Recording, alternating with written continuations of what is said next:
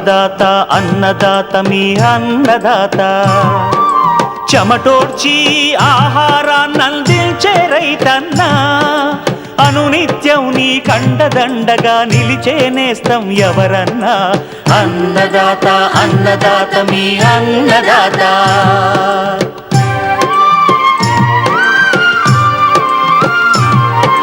నూతన రీతుల సాగుబడికి నూరింతలు పెరిగే దిగుబడికి సూచనలిచ్చే సస్య రక్షణకు పశు పోషణకి శాస్త్ర విజ్ఞానం అందించి ముందుకు నడిపే తెలుగు రైతు భారతదేశానికి మకుటం అయ్యేలా తీర్చిదిద్దే ఆశయంతో మిమ్ము మేలు కొలిపేది అన్నదాత అన్నదాత అన్నదాత మీ అన్నదాత అన్నదాత అన్నదాత మీ అన్నదాత. అన్నదాత ప్రేక్షకులకు నమస్కారం. ఈనాటి ముఖ్యాంశాలు: నాణ్యమైన ధాన్యం దిగుబడికి వరి కోతలు అనంతరం తీసుకోవాల్సిన జాగ్రత్తలు, ఇంటి ఆవరణలో తక్కువ స్థలంలో ఎక్కువ పంట తీస్తున్న కృష్ణా జిల్లా వాసి అనుభవం, ఇంకా జై కిసాన్ వ్యవసాయ సమాచారం.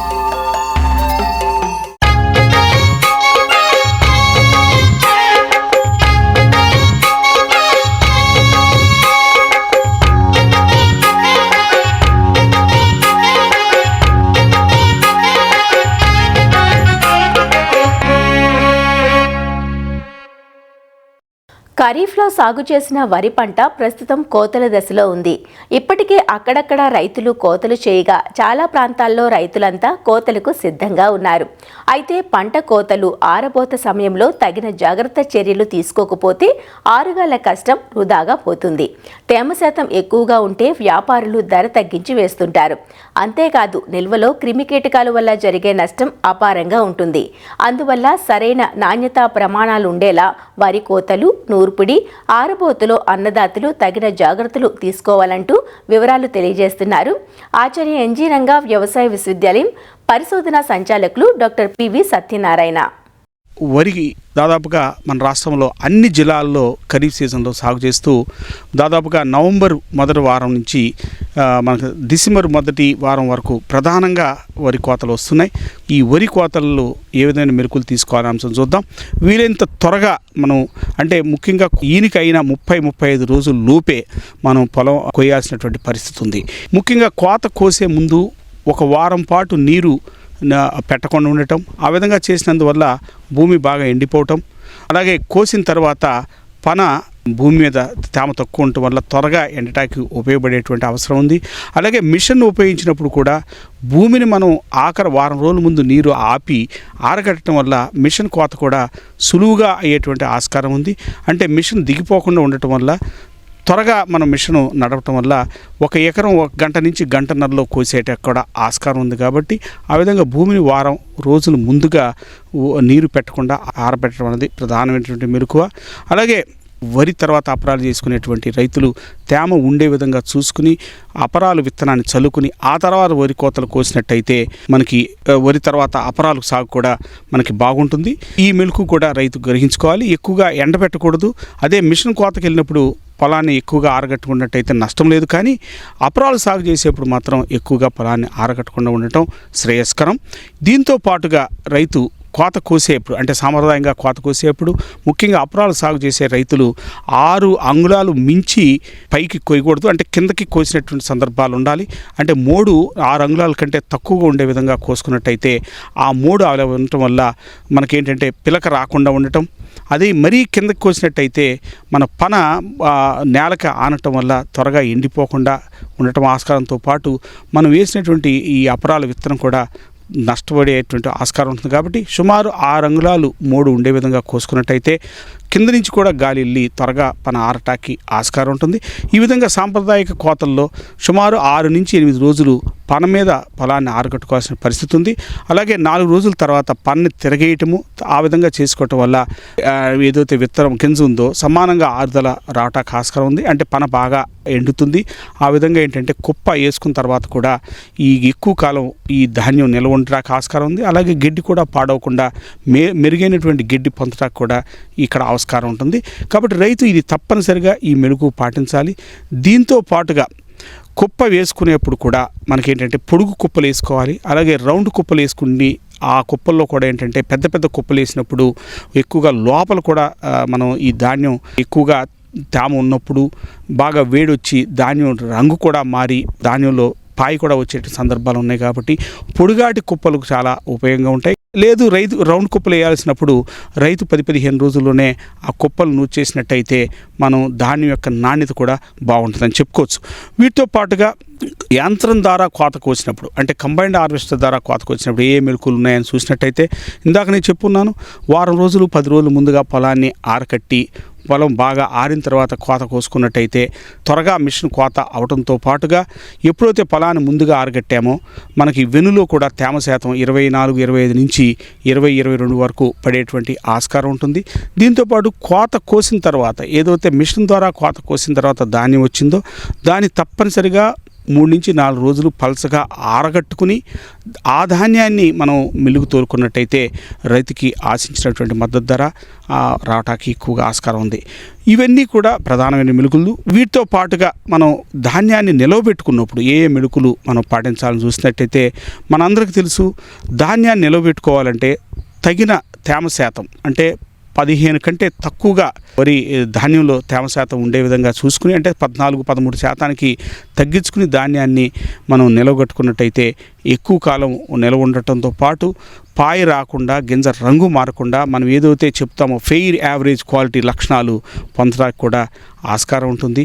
అలాగే నిలవబెట్టుకున్నప్పుడు ముఖ్యంగా నేలకి ఆనే విధంగా కాకుండా కొంచెం బట్టీల మీద వాటి మీద ఒక అడుగెత్తు పైన అటు ఇనప బట్టీలు కానీ చెక్క బట్టీలు కానీ వాటి మీద వేసుకుని నిలగొట్టినట్టయితే ఆస్కారం ఉంటుంది. అలాగే నిలవబెట్టేప్పుడు కూడా ఒక వరుసకి 6-8 కంటే కూడా బస్తాలు కాకుండా 10-12 వేయటం వల్ల కూడా కొన్ని సందర్భాల్లో తేమ ఎక్కువ ఉన్నప్పుడు గాలి ఆడకుండా ఉండటం వల్ల మనకు కూడా ధాన్యం క్వాలిటీ తగ్గిపోవటానికి ఆస్కారం ఉంటుంది. అలాగే మనం నిల్వ చేసుకున్నటువంటి ఈ గోదాముల్లో కూడా క్రాస్ వెంటిలేషన్ ముఖ్యంగా ఉండే విధంగా మనం చూసుకోవాల్సినటువంటి పరిస్థితి ఉంది. ఎక్కువగా గాలి మనం లోపల సర్క్యులేషన్ అంటే లోపల తిరిగే విధంగా కూడా ఎగ్జాస్ట్ ఫ్యాన్లు కూడా మనం విరివిగా వాడుకుని గోడంలో చూసుకున్నట్టయితే మనకు ఆ ధాన్యం ఎక్కువ కాలం నిలబడే ఆస్కారం ఉంది. అలాగే అవసరం మేరకు అవసరమైతే ఎక్కువ కాలం నిల్వ ఉంచాల్సిన సందర్భాల్లో ఈ పురుగు మందులు కూడా కొట్టుకుని మనం ఆ ధాన్యంలో ఈ చిలక కానీ ఇతర పురుగులు కూడా లేకుండా కూడా చూసుకోవడానికి ఆస్కారం ఉంది.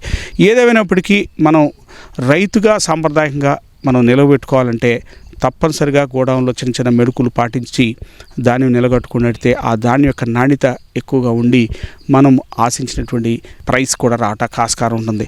వరి కోతల్లో కానీ ధాన్యం నెలలో కానీ మెలుకులు పాటించినట్టయితే రైతు ఆశించినటువంటి దిగుబడులు పొందడంతో పాటుగా సాగు ఖర్చు గణనీయంగా తగ్గించడంతో పాటుగా కనీస మద్దతు ధర కూడా నాణ్యమైన ఉత్పత్తుల ద్వారా పొందడానికి ఆస్కారం ఉంటుంది.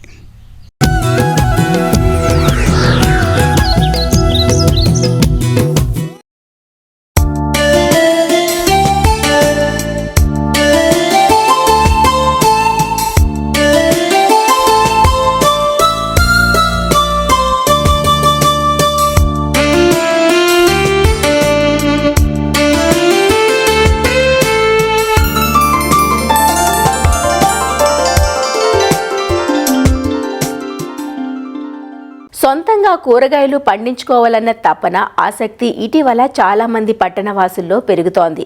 అయితే చాలా కాలంగా సేంద్రియ పద్ధతులతో కాలానుగుణంగా పంటలు మారుస్తూ ఇంటి ఆవరణలో పరిమిత స్థలంలోనే విభిన్నమైన పంటలు పండిస్తూ ఆదర్శంగా నిలుస్తున్నారు కృష్ణా జిల్లా గూడవల్లి వాసి ఒకరు.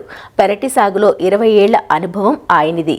ఏటా సీజన్ను అనుసరించి ఆకుకూరలు, కూరగాయలు, పూలు, తేగలను పండిస్తూ తన ప్రత్యేకతను చాటుకుంటున్నారు. అలా ఈ ఏడాది కూడా తనదైన శైలిలో అబ్బురుపరిచేలా పంటలు పండించారు.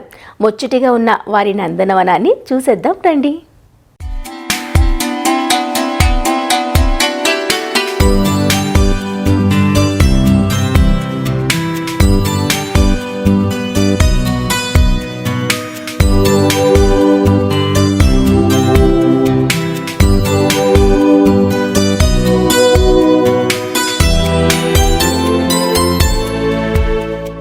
చూశారా, ముంగిటకు రాగాని నన్ను చూడండి అన్నట్లుగా మన చూపును తన వైపుకు తిప్పుకునే పొట్లకాయలు, నిండు కాపుతో దర్జాగా నిలబడ్డ వంగ మొక్కలు, మనసును గుచ్చే రంగురంగుల గులాబీలు, కళ్ళు తిప్పనివ్వని కనకాంబరాలు, ప్రహరీ గోడపై పహారా కాస్తున్నట్లుగా ఉన్న ఎడీనియంలు, మేము ఉన్నామంటున్న బొప్పాయిలు, నోరూరించే జామకాయలు, నిమ్మకాయలు, ఇవన్నీ ఈ ఇంటి యజమాని పొట్లూరి సాంబశివరావు ఎంతో శ్రద్ధగా పెంచుకునే సంపదలు.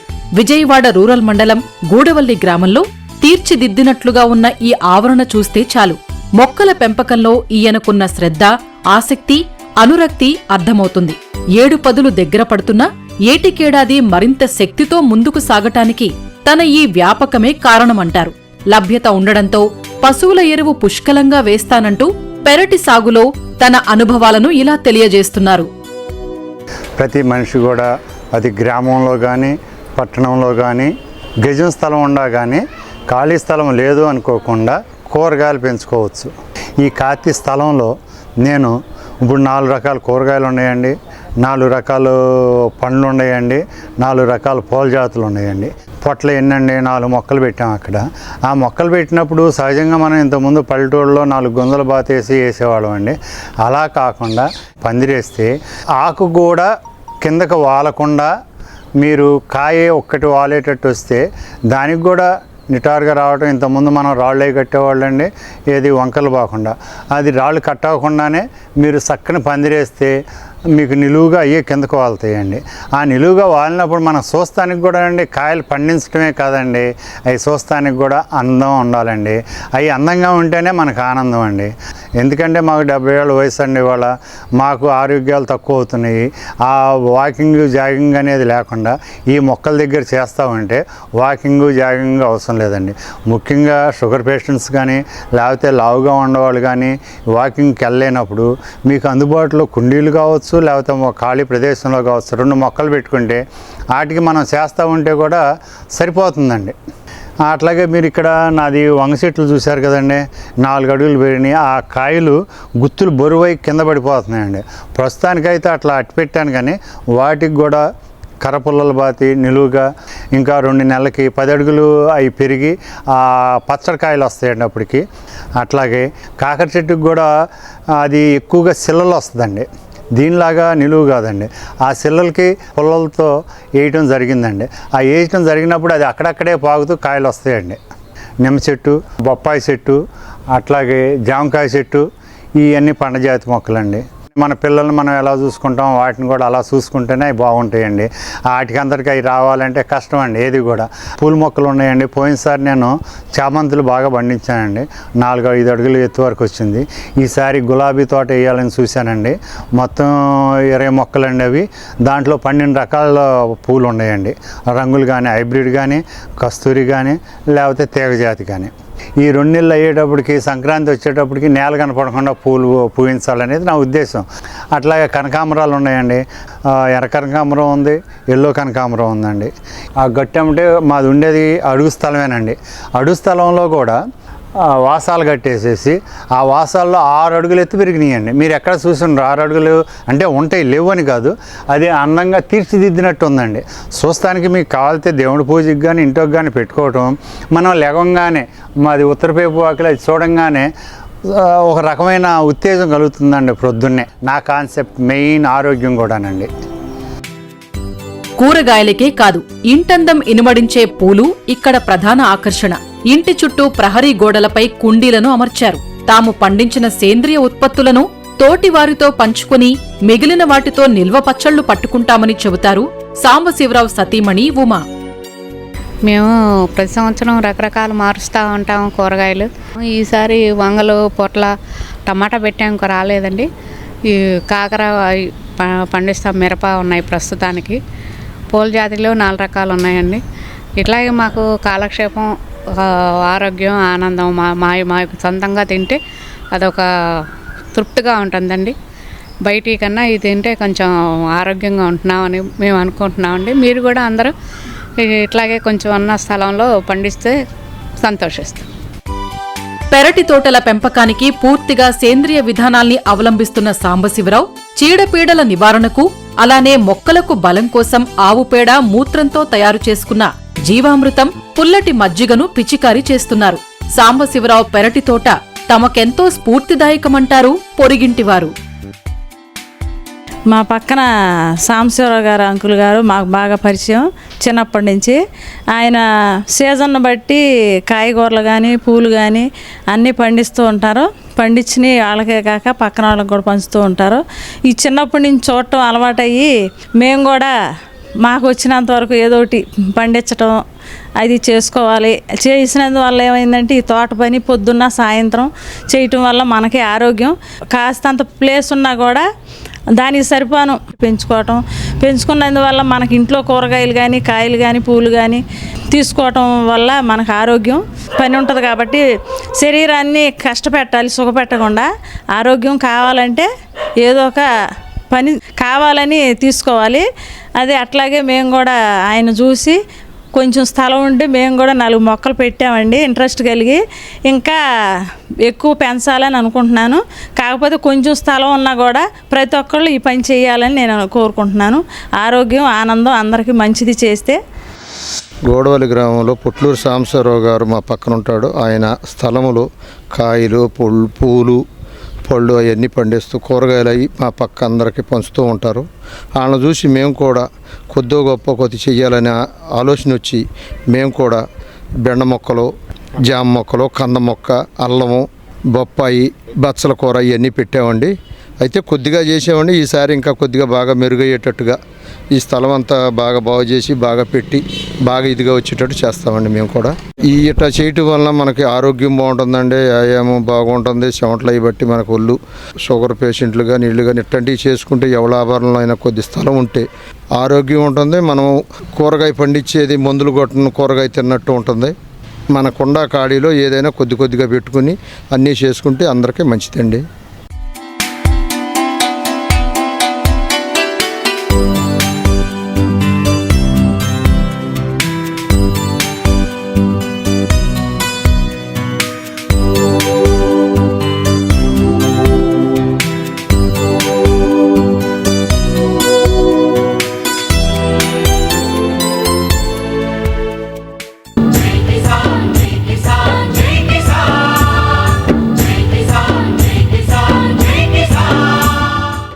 వ్యవసాయ సమాచారం ఇప్పుడు జై కిసాన్లో చూద్దాం. నేషనల్ స్పైస్ ఆర్గనైజేషన్ ఆధ్వర్యంలో ఆంధ్రప్రదేశ్లోని గుంటూరు జిల్లాలో 2 రోజుల ప్రత్యేక సదస్సు జరిగింది. ముఖ్యంగా అంతర్జాతీయ విపణిలో సుగంధ ద్రవ్యాల వాణిజ్యం తీరుతెన్నెలు, ఒడిదొడుకులపై చర్చ జరిగింది. దేశవ్యాప్తంగా సుగంధ ద్రవ్యాల రంగంతో భాగస్వామ్యం కలిగిన సుమారు 500 మంది ప్రతినిధులు ఈ కార్యక్రమంలో పాల్గొన్నారు. అంతర్జాతీయ మార్కెట్లలో వస్తున్న మార్పులు, ఆహారపు అలవాట్లకు తగిన విధంగా పంటలు పండించడం, సాగులోనూ మార్పులు తీసుకురావడం దిశగా సాగాలని నిపుణులు సూచిస్తున్నారు. I represent the World Spice Organization, which is holding the 4th edition of the National Spice Conference in Guntur. India is the largest producer and consumer and exporter of spices, and we also lead in the global trade. We export about 1.8 million tons of spices valued at $4.72 billion, which is roughly about almost 40,000 crores. Significance of India's spice exports is very large as far as farmers and other stakeholders of the spice sector are concerned. And that is the main reason we are holding this conference. మిరప, పసుపు వంటి ప్రధాన సుగంధ ద్రవ్యాలకు నిలయమైన గుంటూరులో ఈ కార్యక్రమం నిర్వహించడం శుభపరిణామమని వ్యాపారులు చెబుతున్నారు. అంతర్జాతీయ స్థాయిలో వస్తున్న మార్పులు, వ్యాపార మెలకువల గురించి ఈ సమావేశం ఉపయోగపడనుందని వారు చెబుతున్నారు. నేషనల్ స్పైస్ కాన్ఫరెన్స్ 2025 గుంటూరు భారతదేశం మొత్తం మీద నుంచి సుమారుగా 500 డెలిగేట్స్ పార్టిసిపేట్ చేస్తున్నారు. ఫార్మర్ ప్రొడ్యూసర్ ఆర్గనైజేషన్స్ నుంచి రాజస్థాన్, గుజరాత్, తమిళనాడు, తెలంగాణ, ఆంధ్ర ప్రాంతాల నుంచి FPO leaders, traders, exporters, regulatory body authorities, spices board officials participate చేయడం జరుగుతుంది. ఈ సెషన్స్లో ముఖ్యంగా టోటల్గా స్పైసెస్ సెక్టర్కి ఉన్న ఇబ్బందులు, అవరోధాలు ఏ రకంగా అధిగమించాలి, రెగ్యులేటరీ బాడీస్ నుంచి ఎటువంటి సపోర్ట్ రావాలి, అలాగే స్పైసెస్ బోర్డ్ పాత్ర, ఇవన్నిటి మీద డిస్కషన్స్, డెలిబరేషన్స్ జరుగుతున్నాయి. Agritech, farm innovations, process innovations మీద కూడా చాలా కీలకమైన అంశాలు డిస్కస్ చేయడం జరిగింది. ప్రపంచంలో ఏ వస్తువుకి ఏ విధంగా డిమాండ్ ఉంది, ఈ పురుగు మందు అవశేషాల వల్ల మన ఎక్స్పోర్ట్కి ఏ విధంగా నష్టం జరుగుతుంది ఎక్స్పోర్ట్లో, తర్వాత పొలానికి కానీ దానివల్ల రైతులు ఎంత నష్టపోతున్నారు, దానికి కావాల్సిన సూచనలు సలహాలు ఇక్కడ జరిగినాయి. ఈ మీటింగ్లో ప్రతి ఎఫ్పిఓలు కూడా ఈ స్పైసెస్ బోర్డు ద్వారా చాలా బలోపేతం చేయడం జరుగుతుంది. మాకు ఈ స్పైసెస్ బోర్డు నుంచి మాకు 2 పాలిషర్స్ 2 బాయిలర్స్ కూడా ఇచ్చిండ్రు. అది 90% సబ్సిడీ తోటి. ఇంకా ముందు భవిష్యత్తులో మేము ప్రాసెసింగ్ యూనిట్ పెట్టుకోవాలనుకుంటున్నాం. గతంలో కేరళలో కూడా మేము వెళ్ళి అక్కడ కూడా ప్రోగ్రాంలో పాల్గొనడం జరిగింది గతంలో. మళ్ళీ ఈసారి ఇక్కడ గుంటూరులో ఈ ప్రోగ్రాం పెట్టడం వలన మేము ఇక్కడికి గుంటూరుకు రావడం జరిగింది. చాలా విషయాలు, నాణ్యత ప్రమాణాలు ఎలా ఉండాలి, ఐపీఎం పద్ధతిలో ఎలా చేయాలి, ఏ రకంగా చేస్తే రైతులకు వర్కౌట్ అవుతుంది, ఈ రకమైనటువంటి అనేక విషయాలు మేము నేర్చుకోవడం జరిగింది. గుంటూరులో నిర్వహించిన జాతీయ సుగంధ ద్రవ్య సమావేశం రైతులకు అనేక అంశాలపై మెరుగైన అవగాహన కల్పించిందని రైతులు చెబుతున్నారు. పార్వతీపురం మన్యం జిల్లా కురుపాం మండలం సీతంపేట గ్రామంలో ఉచిత గర్భకోశ వ్యాధుల చికిత్స శిబిరం నిర్వహించారు. ఈ కార్యక్రమానికి స్థానిక ప్రజాప్రతినిధులు, పశు వైద్యులు, చుట్టుపక్కల ప్రాంతాల నుంచి అధిక సంఖ్యలో రైతులు హాజరయ్యారు. ఈ సందర్భంగా కురుపాం ఎమ్మెల్యే తోయక జగదీశ్వరి మాట్లాడుతూ పాడి రైతుల ఆర్థికాభివృద్ధిని ప్రోత్సహించే దిశగా పలు సంక్షేమ కార్యక్రమాలు చేపడుతున్నట్లు వివరించారు. పశుసంపద అభివృద్ధికి మండలంలో 150 వరకు మినీ గోకులాలు, 19 నీటి తొట్టెలు, పశువులకు బీమా వంటి సంక్షేమ పథకాలను ఆంధ్రప్రదేశ్ ప్రభుత్వం పశుసంవర్ధక శాఖ ఆధ్వర్యంలో అమలు చేస్తున్నట్లు వివరించారు. పశువులకు వచ్చే వ్యాధులను ముందుగా గుర్తించి తగిన చికిత్స అందిస్తే నష్టపరిమితిని కొంతవరకు తగ్గించే అవకాశముంటుందంటూ పశువైద్యాధికారులు సూచిస్తున్నారు. మన ప్రభుత్వము అలాగే పశుసంవర్ధక శాఖ ద్వారా ఉచితంగా గర్భకోశ నివారణ వ్యాధుల చికిత్స శిబిరాన్ని కురుపాం మండలంలో సీతంపేట గ్రామంలో నిర్వహించడం జరిగింది. సుమారుగా ఒక 25 పశువుల్ని గుర్తించడం అనేది జరిగింది. ఈ గర్భకోశ వ్యాధులు మెయిన్గా రైతులు లక్షణాలు అనేది తెలుసుకోవాల్సి ఉంది. అవి ఏంటంటే ఎక్కువసార్లు ఎదకి రావడం, చూలు ఇంజెక్షన్ చేయించినా సరే చూలు కట్టకపోవడం, తర్వాత ఎక్కువగా గర్భస్రావాలు అవుతుండడం, చూలు కట్టినా సరే గర్భస్రావాలు అవుతుండటం, తర్వాత చీముతో కూడిన తీగలు అనేవి వేయడం, ఇవన్నీ కూడా రైతులు గుర్తించాల్సి ఉంది. ఇవి గుర్తించి పశు వైద్యుల్ని సంప్రదిస్తే మేము వెంటనే చికిత్స చేసి తగు చర్యలు అనేది తీసుకోవడం జరుగుతుంది.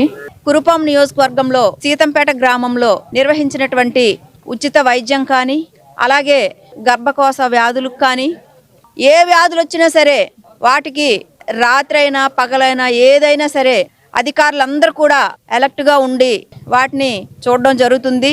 ఈ కార్యక్రమంలో భాగంగా మంచి ఆరోగ్యంగా ఉన్నటువంటి పశువులు ఈరోజు ప్రదర్శన చేయడం జరిగింది. అంటే చిన్న చిన్న దూడలు అవన్నీ ప్రదర్శన చేశారు. అలాగే 170 గోశాలలు కురుపాం మండలంలో ఇవ్వడం జరిగింది. అలాగే నీటి తొట్టెలు కూడా ఇవ్వడం జరిగింది. మరిన్ని విభిన్నాంశాలతో రేపటి అన్నదాతలో మళ్ళీ కలుసుకుందాం. నమస్కారం. అన్నదాతలు తమ సందేహాలు, సమస్యలను 1800-425-4085 టోల్ ఫ్రీ నంబర్లో ఉదయం 10 నుంచి 11 గంటల మధ్య పని దినాలలో సంప్రదించగలరు. ఈ కార్యక్రమాన్ని యూట్యూబ్లో www.youtube.com/అన్నదాత ఈటీవీ లింక్ ద్వారా వీక్షించవచ్చు.